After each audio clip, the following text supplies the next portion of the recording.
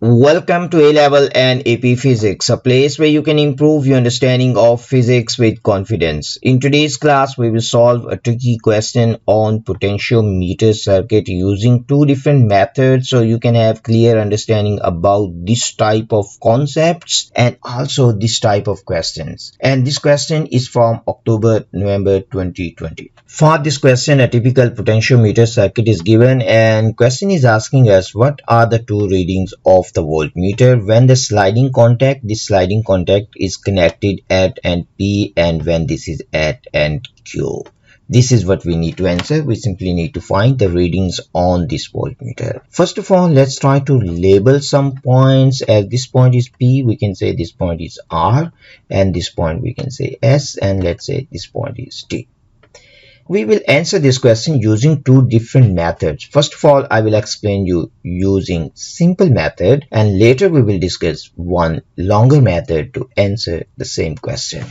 First of all, let's try to answer this one using very simple method. So for that purpose, we need to assume one point at zero potential. In this case, we will assume this point P is at zero potential. So I can say this is at zero potential, or simply you can also understand this is connected with ground. When something is connected at ground, its potential is zero. So we can simply write here the potential of this point is zero. Now the next thing we need to understand is that if the potential of this point is zero, what is the potential of this one?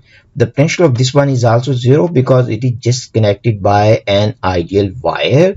There is no gain or drop of potential. So we can simply say it also has the same potential. Now if we go to this point, you will also simply say that the potential of point R, this is also 0 volt because there is an ideal wire between these 2 points. If the positive terminal of the cell is at 0 potential, so the negative has to be at negative 3 volts.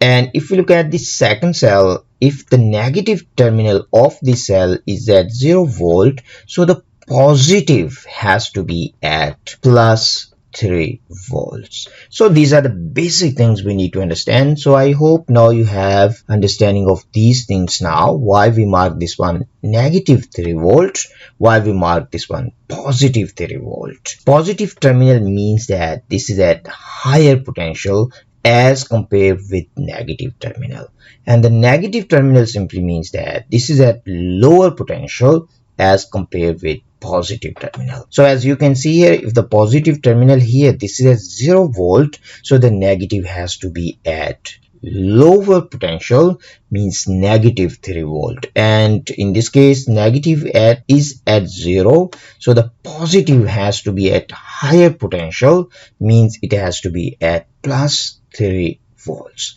So these are the basic things we have to understand. If these are clear to you, now answering this question is very straightforward. Let's try to find out voltmeter reading when sliding contact is at end P. First of all, when it is at end P. When sliding contact is at end P, as you can see here, when it is connected here, then the voltmeter reading is simply equal to the potential difference between point P and point S. So we can simply write down SP, or we can simply say this is equal to the potential at point P minus potential at point S.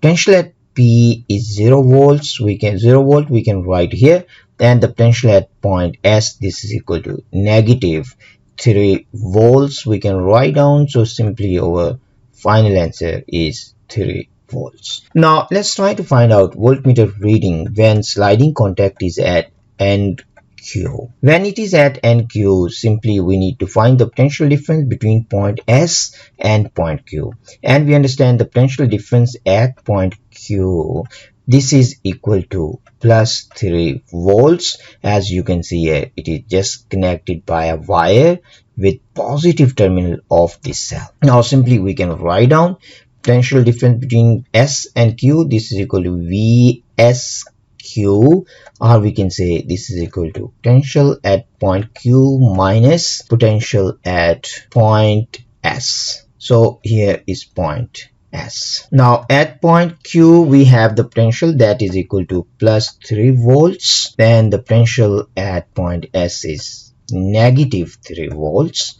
So our final answer is plus 6 volts. So this is reading on voltmeter when sliding contact is connected to NQ. So our final answer is D. Now let's try to answer this question using our second method, or we can say second approach for this problem. And our second approach is based on Kirchhoff's second law, or we can simply say Kirchhoff voltage law, or you can say simply KVL. According to this law, for any loop delta V has to be equal to 0.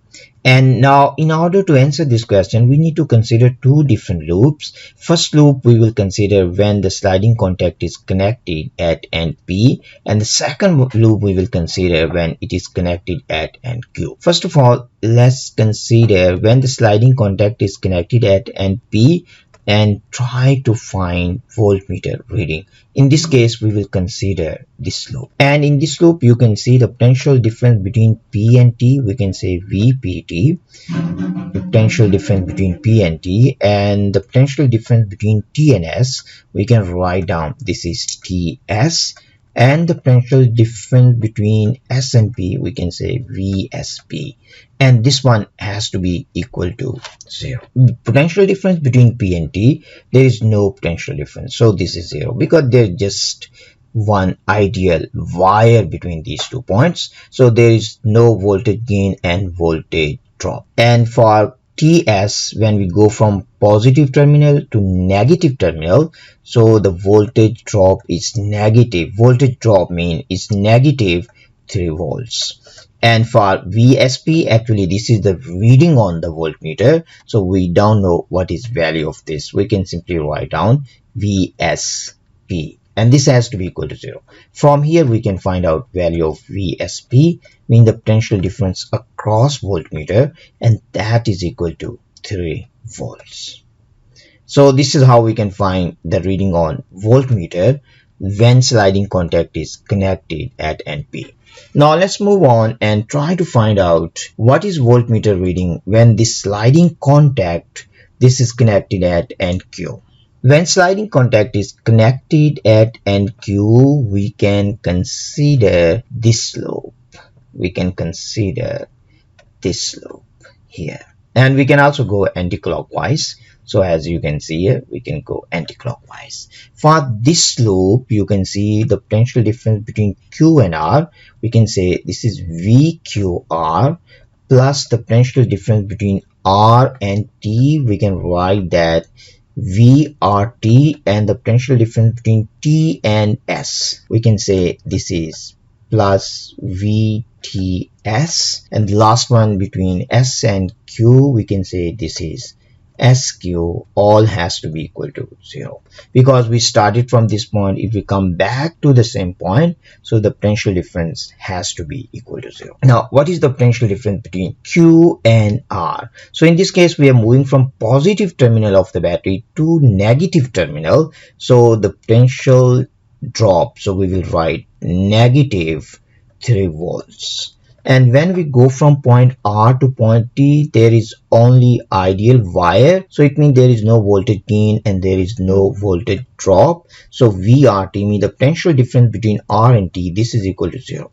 And when we go from T to S, we go from positive terminal to negative terminal. So in this case voltage drop, so this is negative 3 volts.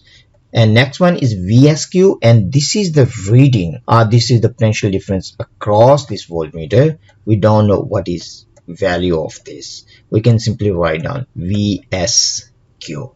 So our final answer VSQ in this case is equal to plus 6 volts. So again our answer for this question is D. So this is how you can answer this question using two different methods.